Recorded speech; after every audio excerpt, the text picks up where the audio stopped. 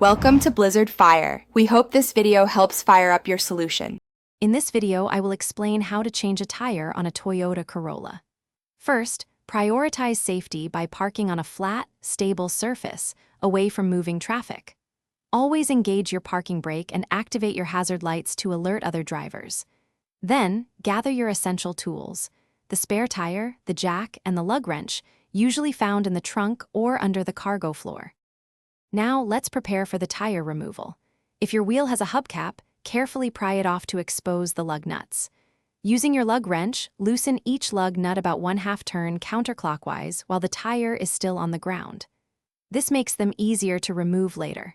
Finally, place the jack firmly under the vehicle's frame, close to the flat tire, ensuring it's on a solid point. With the lug nuts loosened, it's time to lift the car. Operate the jack to raise the vehicle until the flat tire is completely clear of the ground. Now, remove all the lug nuts and carefully pull the flat tire straight off the wheel studs. Place the spare tire onto the studs, aligning the holes, and then hand tighten all the lug nuts as much as you can.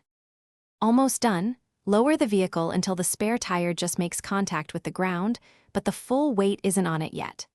Now, use your lug wrench to firmly tighten all the lug nuts in a star pattern. This ensures even pressure. Fully lower the vehicle, remove the jack, and store all your equipment. Remember, spare tires are for temporary use, so drive to a service center soon.